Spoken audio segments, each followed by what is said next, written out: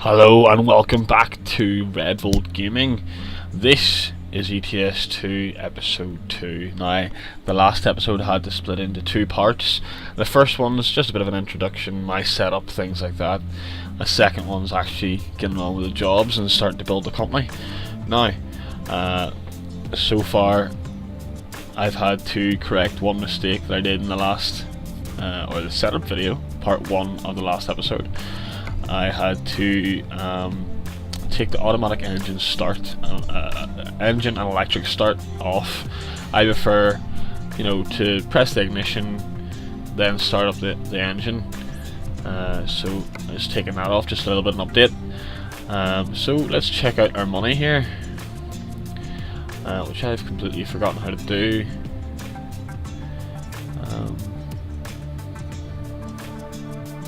Let's go on with our emails here. We've got a message, brand new truck for sale. That's great, but I bet you any money that we have not got any dosh to back that up, seeing as we've only done one job. So let's get on with another job here. Quick job. We're currently in nowhere because we haven't actually set a place down. Let's select Birmingham. Gotta be scanning into Cambridge here. We've got 4 grand so far.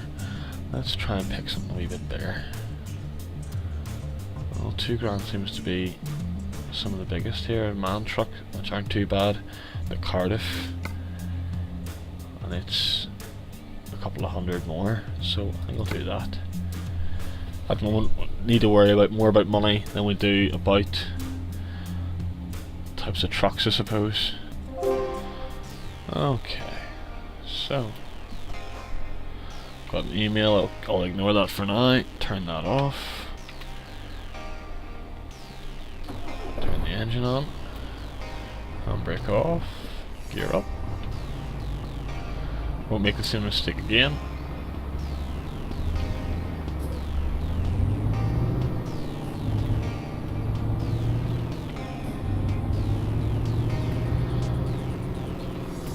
How long this thing is.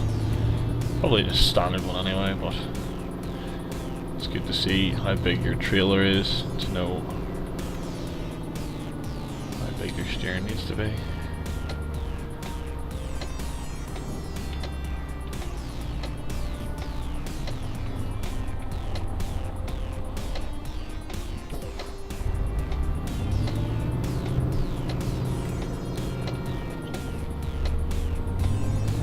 One thing that I've just noticed with the man truck, haven't used it in a while actually, obviously the sounds are different, engine and interface and whatnot, but the indicator is so much slower than the Scania.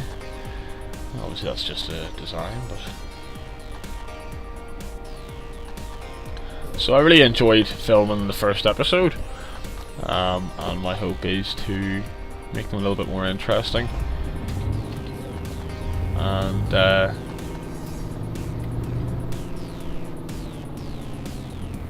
get on with building the company up, that we can start unlocking some fragile things and whatnot.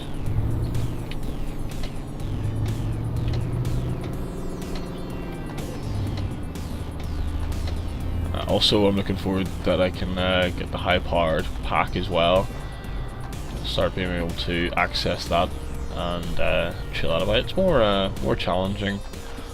It's more fun. Right now it's just the stereotypical freight loads. Seems to be exactly the same route near enough as the last episode.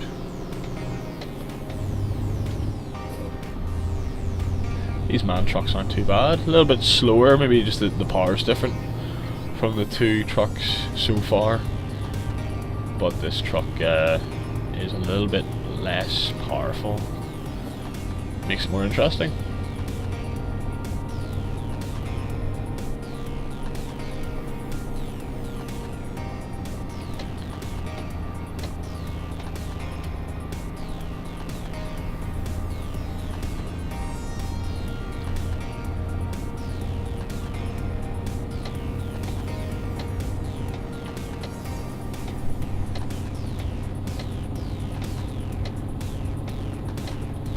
I wish they would implement, you know, say for example, like just there I was overtaking a truck. I wish they would flash their lights to kind of say that I'm safe to come in the lane now, type thing.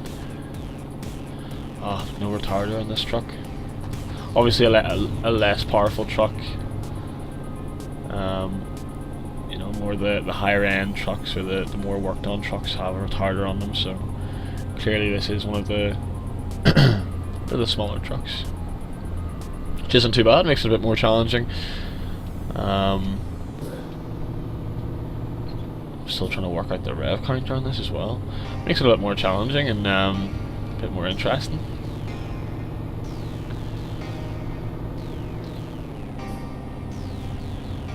In my main game I have a mod right now with a what do you call them again?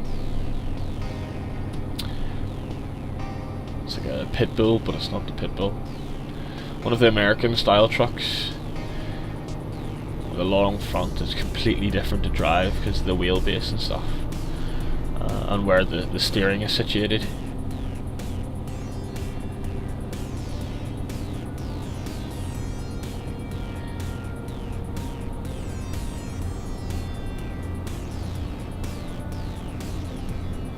I was talking to Red Rabbit today, briefly, and had about, I don't know, 15-minute chat or something with him just to update him with a few things, but he was busy doing other things, so just had a wee small chat with him, updated him on the progress of building the IR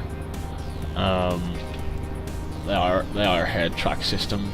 We're both building one of those. We're doing it in different ways. I'll let him update you on the way he's doing it. But I'm doing it with a old webcam with the infrared filter taken out of it. So you take it apart, you take the glass off the top of the sensor.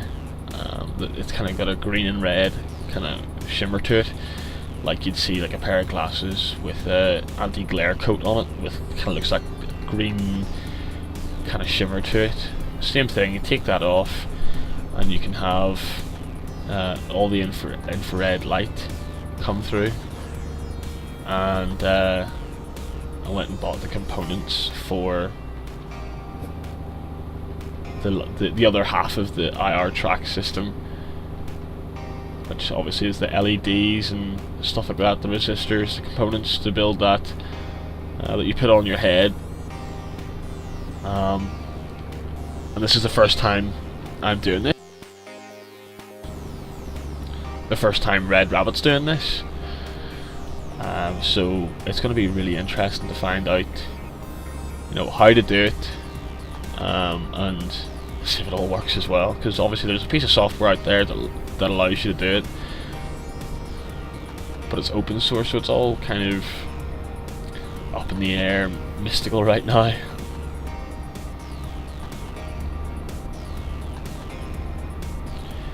Got a wee turn off coming up here. I've noticed as well with my previous episode, it was a little bit dark in the cabin, so it's hard to see the screen. So what I usually like to do is that, turn on the backlight, but it's literally just the angle of the sun coming into the cab, so it's nothing too permanent.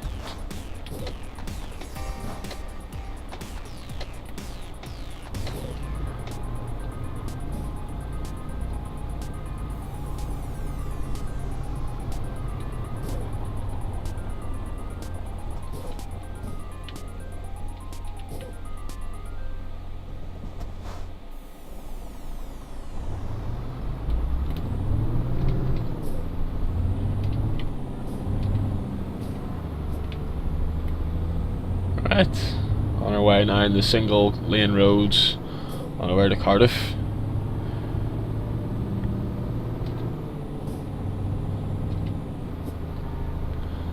These man trucks aren't too bad. The only downside to this particular model, this particular setup, is right here there's a mobile phone. Now, one of the things I hate in games, and I hate even in life, is stuff that is just there for show. I hate things that don't have a function.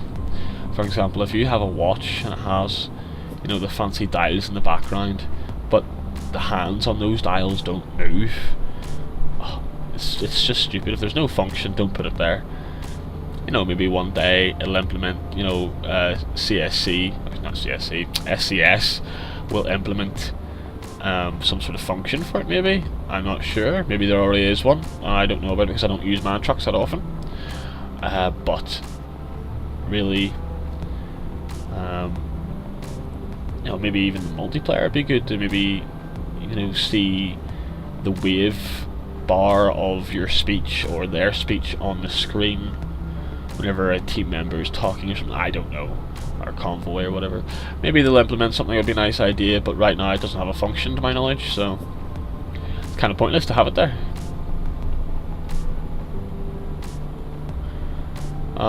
People may say, oh well, you know, it's realistic, but yeah, realistic's good.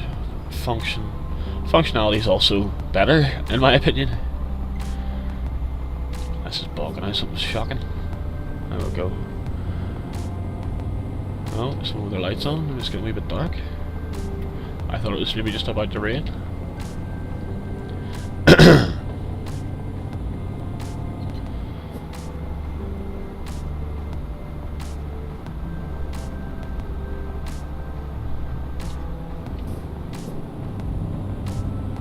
Gear down slightly just to get up this hill. They're already overtaking me.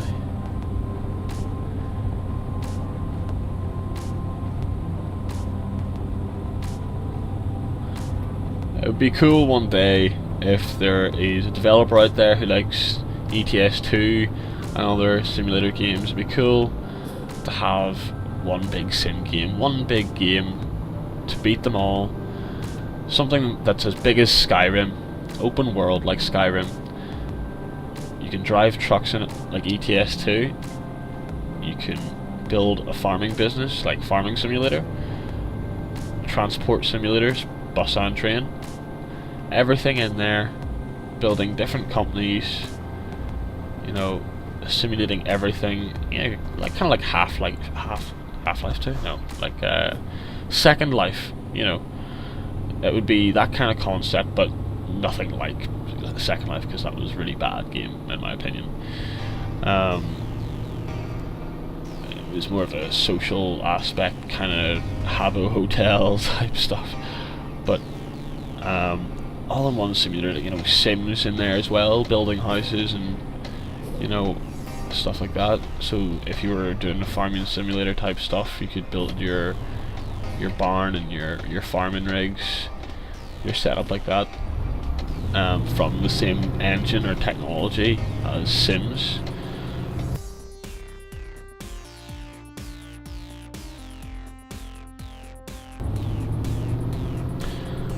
Talking about Sims, I do believe that there's a few things in store. From what I've heard about Sims 4 so far isn't very good. I've seen Rubus play Sims 4, and the loading screens in between buildings, it's kind of like going back to like Sims 2, Sims 1 even. You know, Sims 3 so far, I reckon is probably the better. It's like XP, Vista and 7, in which 3 is better, 4 was kind of a failed experiment, and XP is always going to be the best core system out of the Windows operating systems anyway. You could argue about Mac and Linux. I've used all of them. I prefer Mac for more media type things, but whenever you're playing games and just doing general things, you don't need a very optimized high powered system. So look at this, it's starting to raid now, so visibility is going to go down, and traction on the road, going to be a little bit more slippier, so I have to be extra careful, and also the lag that rain causes on my side. It doesn't seem too bad now. In the previous episode I said that there was a bit of lag in Birmingham when it was just coming out of the depot, but whenever it came to actually, you know, editing the video and whatnot, it didn't seem too bad. So maybe it's just I see it, you don't, which is fine by me.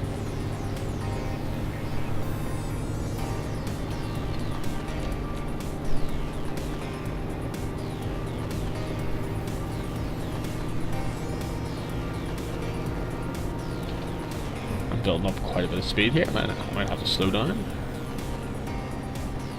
Yeah, absolutely slow down.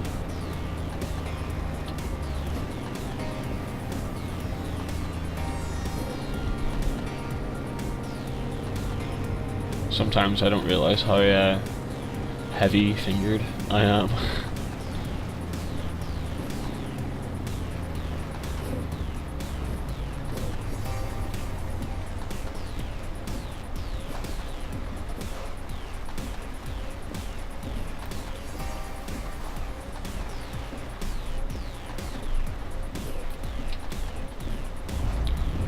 Quite like these bumps. If I have here. Oh, okay, that's a bit dark. If I have realistic physics on those bumps, you know, you're all over your cabin's all over the place, but I'm keeping this completely vanilla, like I said, so.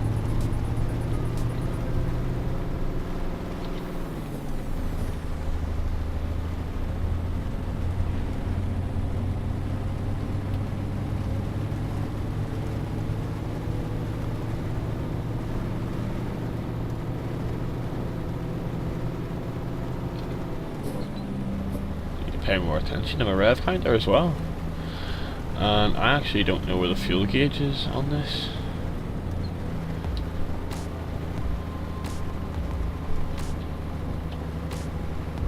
Guessing. Don't know.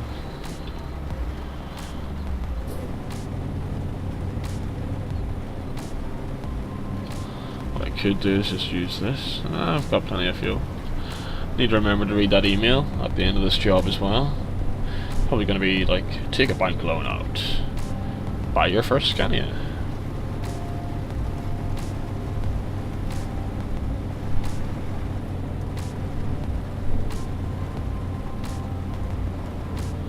I was saying to Red Rabbit today as well that in this vanilla game of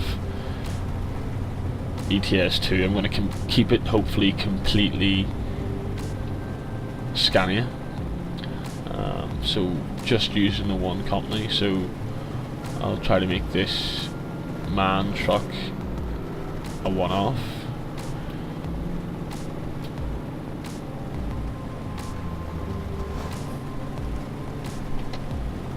I'm trying to see where this turn is. Oh, there it is.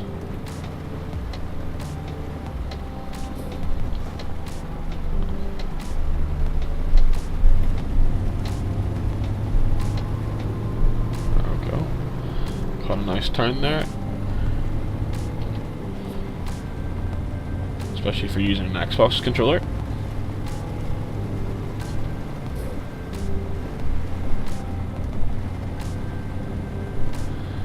Don't think we're too far off the job here.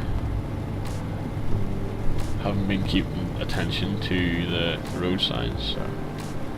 Oh well, it says Cardiff there, so yeah, quite close to the job here.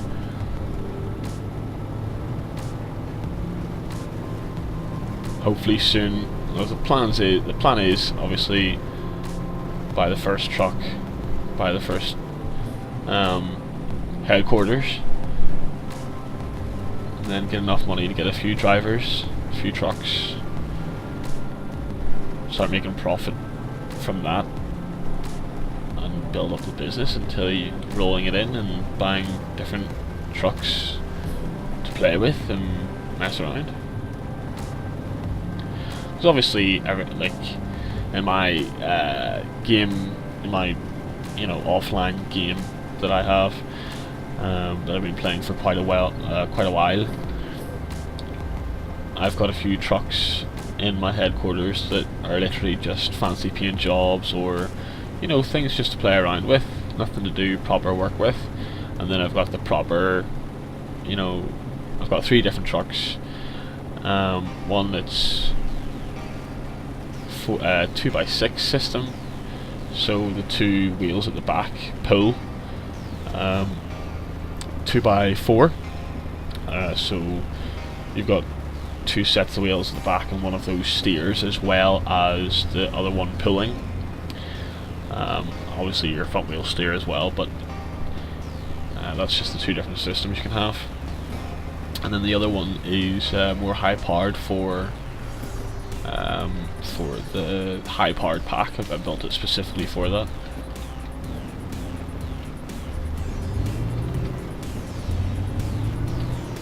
So my aim is to have those 3 trucks back again in this setup, this game.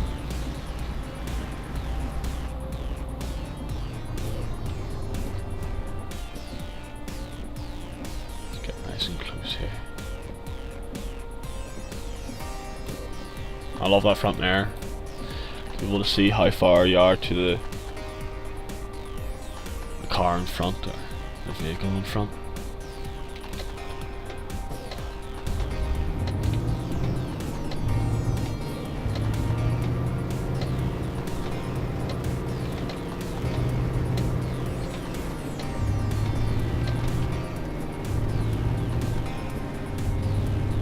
Another red light. Constantly getting stuck in these red lights here.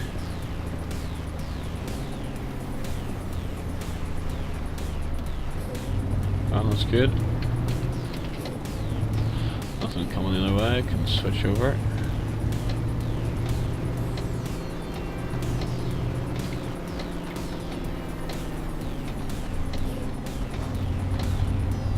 Oh yes, parking in the rain's gonna be fun.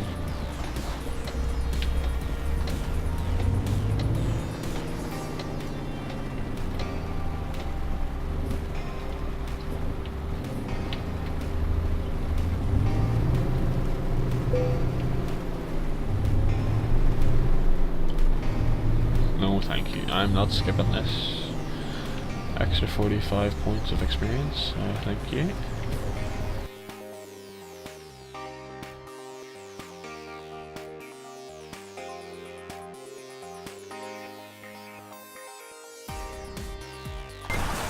Going from this point then, should be able to do it quite nicely now.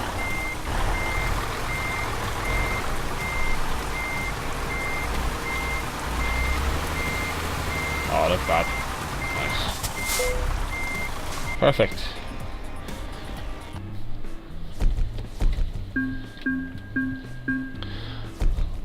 Bonus parking trailer, 45 points. Yay! Not too bad. So, your money, here we are. Little box down here about your company. So, currently got 7 grand in the box here. 2 emails. So, brand new truck for sale. Need money, we can help. There we go, there's the bank email. And then there's just the... Actually, what is this? Oh, we're looking for skilled drivers with their own trucks, blah blah blah. Just encouragement to hurry up and buy your own truck, basically. So, we've got those. Right, well, thanks for joining us in episode 2 of ETS2. Come back again for episode 3 with redvoltgaming.